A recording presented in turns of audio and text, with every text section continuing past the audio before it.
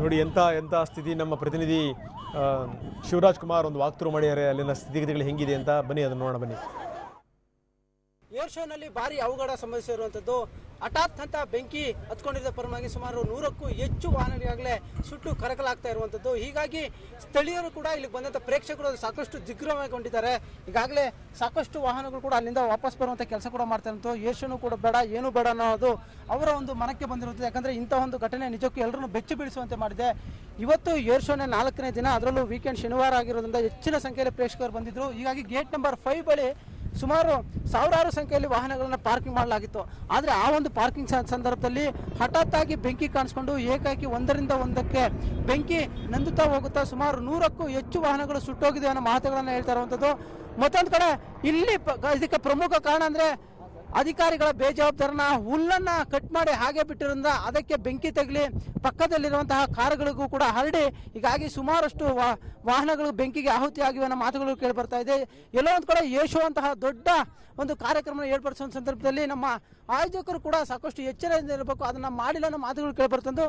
ಮತ್ತೊಂದು ಕಡೆ ಜೊತೆಗೆ ಇದೀಗ ನಮ್ಮ ಹತ್ರ ಪ್ರತ್ಯಕ್ಷದರ್ಶಿ ಇದ್ದಾರೆ TV9 ಜೊತೆ, ಅವ್ರನ್ನೇ ಮಾತಾಡ್ಸೋಣ. ನೀವು ಹೋದಾಗ ಯಾವ ರೀತಿ ಆ ಒಂದು ಘಟನೆ ನಡೀತು ಅನ್ನಿಸ್ಬೋದು ಸರ್? ನಾವೊಂದು 12 ಗಂಟೆ ಸಮಯದಲ್ಲಿ ಕಾರಿಗೆ ಪಾರ್ಕ್ ಮಾಡೋಕ್ಕೆ ಅಂತ ಹೋದು.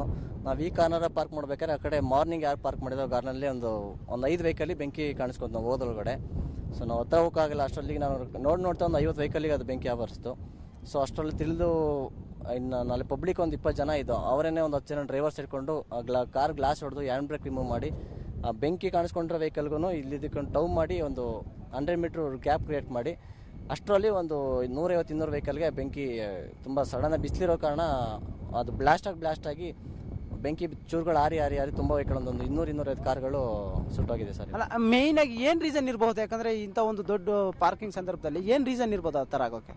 ಸರ್ ಅಲ್ಲಿ ಮೇ ಬಿ ಯಾರು ಮಾರ್ನಿಂಗ್ ಯಾರು ಕಾರ್ ಪಾರ್ಕ್ ತೊಗೊಳಕ್ಕೆ ಹೋದವರು ಸಿಗರೇಟ್ಸ್ ಎಸ್ತಿರ್ತಾರೆ. ಅವ್ರು ತೊಗೊಂಡು ಗಾಡಿ ಈ ಕಡೆ ಬಂದಿರ್ತಾರೆ. ಅದು ತುಂಬ ಸಾಫ್ಟ್ ಅಂದರೆ ಒಂದು ಕಿಡಿ ಬಿದ್ದರೂ ಕೂಡ ಬೆಂಕಿ ಹಚ್ಕೊಳುತ್ತೆ.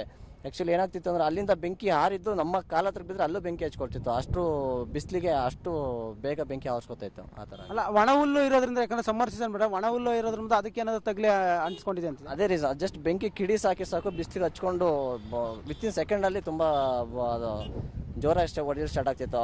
ಆ ಕಾರಿಂದ ಆರಿದ ಬೆಂಕಿ 100 ಮೀಟ್ರ್ ದೂರಕ್ಕೆ ಬಂದಿದ್ರು ಅಲ್ಲೂ ಕೂಡ ಹಚ್ಕೊಳ್ತಾಯಿತ್ತು. ತುಂಬ ಇದೆ ಈತ ಒಂದು 1 ಇಂಚು 2 ಇಂಚ್ ಥಿಕ್ನೆಸ್ ಹುಲ್ ಬಿದ್ದಿದೆ ಸರ್. ಇನ್ನಲ್ಲಿ ಅದಿಲ್ಲ ಅಂದಿದ್ದರೆ ಅಷ್ಟು ಬೇಗ ಬೆಂಕಿ ಹೋಗ್ತಾನೆ ಇಲ್ಲ. ನಾವು ಅಲ್ಲಿ ಹೊಡಿತಾ ಇದ್ರೆ ಪಕ್ಕದಕ್ಕೆ ಇಲ್ಲೇ ಹಚ್ಕೊಂಡಿರೋದು. ಆ ಥರ ಇಮ್ಮಿಡಿಯೇಟಾಗಿ ನೋಡ್ತಾ ಒಂದು 250 ಕಾರ್ಗೆ ಸಡನ್ನಾಗಿ ಕವರ್ ಆಗಿಬಿಡ್ತಾವೆ ವಿತಿನ್ 5 ಮಿನಿಟ್ಸಲ್ಲಿ ಬೆಂಕಿ. ಅಲ್ಲ, ಯಾರಿಗಾದ್ರೂ ಏನಾದರೂ ಆಗಿರ್ಬೋದಾ ಈ ಒಂದು ಘಟನೆಯಲ್ಲಿ? ಅಲ್ಲಿ ಯಾಕಂದರೆ ಸುಮಾರು 150-200 ಕಾರ್ ಅಂದರೆ ಯಾರಾದರೂ ಡ್ರೈವರ್ಸ್ ಅದರಲ್ಲೇ ಕಾರಲ್ಲೇ ಮಲ್ಕೊಂಡಿರೋದು, ಮಕ್ಳು ಯಾರನ್ನ ಅಲ್ಲೇ ಬಿಟ್ಟು ಹೋಗಿರೋದು, ಆ ರೀತಿ ಏನಾರು ಆಗಿರೋ ಚಾನ್ಸ್ ಇದೆಯಾ?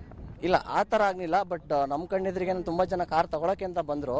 ಬಟ್ ಹತ್ರ ಬಿಡಿಸಿ ದೂರ ಕಳಿಸಿ ಅವರನ್ನು ತುಂಬ ಒಂದು 80-100 ವೆಹಿಕಲ್ ನಾವೇ ಟೌ ಮಾಡಿ ಗ್ಯಾಪ್ ಕ್ರಿಯೇಟ್ ಮಾಡ್ದೋ. ಹಂಗಾಗಿ ಬೇರೆ ವೆಹಿಕಲಿಗೆ ಹಚ್ಕೊಂಡಿಲ್ಲ ಬೆಂಕಿ. ಅಷ್ಟರೊಳಗಡೆ ಫೈರ್ ಇಂಜಿನ್ ಬಂದು ಇವಾಗ ಒಂದು 95% ಸ್ಟಾಪ್ ಆಗಿದೆ ಬೆಂಕಿ ಇವಾಗ. ಹಾಗಾಗಿದೆ. ಅಲ್ಲ, ಇನ್ನೊಂದು ಕಡೆ ಈಗಾಗಲೇ ಏರ್ ಶೋನ ಬೆಂಗಳೂರಿಂದ ಬೇರೆ ಕಡೆ ಶಿಫ್ಟ್ ಮಾಡಬೇಕು ಅಂತೆಲ್ಲ ಮಾತುಕತೆ ನಡೀತಾ ಇರುತ್ತೆ. ಅಂತಹ ಸಂದರ್ಭದಲ್ಲಿ ಈ ರೀತಿಯಾದಂಥ ಘಟನೆಗಳು ನಾವು ಮಾಡ್ಕೊಳ್ತಾ ಇದ್ರೆ ಏರ್ ಶೋ ಬೆಂಗಳೂರು ಜನಕ್ಕೆ ಸಿಗುತ್ತಾ ಎಷ್ಟು ಅನ್ಸುತ್ತಾ? ನಿಜ, ನಾವು ಅದೇ ಬೈಕೋಸ್ಕರ ಈ ಸರಿ ನೋಡೋಣ ಅಂತ ಬಂದು ನೆಕ್ಸ್ಟ್ ಟೈಮ್ ಬಿಡ್ತಾರ ಬಿಡಲ್ಲ ಅನ್ನೋ ಬೈಕೇನೆ ಈ ಸರಿ ಕಷ್ಟಪಟ್ಟು ಬಂದು. ಅಷ್ಟೊಂದು ಮೊನ್ನೆ ಏರ್ ಕ್ರ್ಯಾಶ್ ಆಯಿತು, ಇವತ್ತು ಇದಾಗಿದೆ. ಸೊ ಹೀಗೆ ಅದು ತುಂಬ ಸೇಫ್ಟಿ ಮೇಲೆ. ಆ್ಯಕ್ಚುಲಿ ಹುಲ್ಲಿಲ್ಲ ಅಂದಿದ್ರೆ ಅದೇನೋ ಆಗ್ತಾನಿಲ್ಲ. ಇಷ್ಟು ಒಂದು 2 ಇಂಚಸ್ ಹುಲ್ ಬಿದ್ದಿದೆ, 2 ಇಂಚಷ್ಟು ಹುಲ್ ಬಿದ್ದಿದೆ ಅವರ ಮೇಲೆ. ಅದೇ ಮೇನ್ ಪ್ರಾಬ್ಲಮ್. ಇದನ್ನು ನೋಡ್ತಾ ಇದ್ರೆ ಇನ್ನೂ ಎಲ್ಲೊಂದು ಕಡೆ ಏರ್ ಶೋಗೆ ಬಂದವರು ಕೂಡ ಸಖತ್ತು ಭಯ ಆಗುತ್ತೆ. ನಿಮಗೂ ಆ ಥರ ಅನ್ನಿಸ್ತಾ ಆ ಒಂದು ಮೂಮೆಂಟ್ ನೋಡ್ತಾ ಇರಬೇಕಾದ್ರೆ? ಬಟ್ ನಮ್ಗೆ ಅನ್ನಿಸ್ತು. ಬಟ್ ಬಿಟ್ಟರೆ ಜಾಸ್ತಿ ಆಯ್ತು ಅನ್ನೋ ರೀಸನ್ಗೋಸ್ಕರ ನಾವು ಕೈ ಕೂಡ ಏಟಾಗಿದೆ ನಮಗೆ ಗ್ಲಾಸ್ ಹೊಡೆಯೋಕೆ ಹೋಗಿ.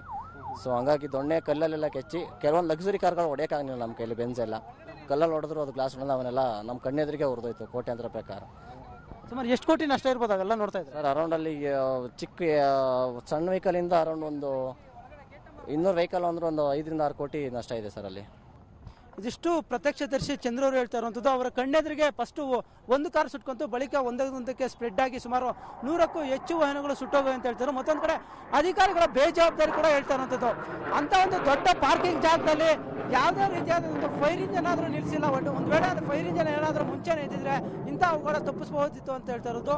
ಮತ್ತೊಂದು ಕಡೆ ಈ ಒಂದು ಭಾಗದಲ್ಲಿ ನೋಡ್ಬೋದು ಈಗಾಗಲೇ ಕಾರುಗಳು ಕೂಡ ಎಲ್ಲವೂ ಕೂಡ ಈಗಾಗಲೇ ವಾಪಸ್ ಹೋಗ್ತಾ ಇರುವಂಥದ್ದು. ಯಾಕಂದರೆ ಈ ಒಂದು ಏರ್ ಶೋನು ಬೇಡ, ಸಹವಾಸವೂ ಬೇಡ ಅನ್ನೋ ಮಟ್ಟಿಗೆ ಈಗಾಗಲೇ ಇಲ್ಲಿಗೆ ಬಂದಂತಹ ಪ್ರೇಕ್ಷಕರು ಕೂಡ ತಿಳ್ಕೊಂಡಿರುತ್ತೆ. ಯಾಕಂದರೆ ಇಂಥ ಒಂದು ಘಟನೆ ನಡೆದಿರೋದ್ರಿಂದ ಸಾಕಷ್ಟು ದಿಗ್ಭ್ರಮೆಗೊಂಡಿದ್ದಾರೆ. ಮತ್ತೊಂದು ಕಡೆ ಮೇನ್ ರೋಡ್ ಕೂಡ ಸಂಪೂರ್ಣ ಬ್ಲಾಕ್ ಆಗಿರುವಂಥದ್ದು.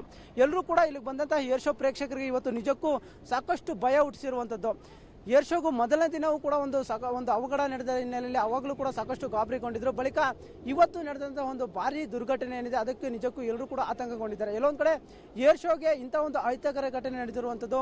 ಮುಂದಿನ ದಿನಗಳಲ್ಲಿ ಬೆಂಗಳೂರಿಗರಿಗೆ ಈ ಒಂದು ಏರ್ ಶೋ ನೋಡೋಕೆ ಸಿಗುತ್ತಾ ಅನ್ನೋದು ಡೌಟ್ ಆಗಿರುವಂಥದ್ದು. ಕ್ಯಾಮ್ರಾ ಪರ್ಸನ್ ರವಿ ಜೊತೆ ಶಿವರಾಜ್ ಕುಮಾರ್, TV9 ಬೆಂಗಳೂರು.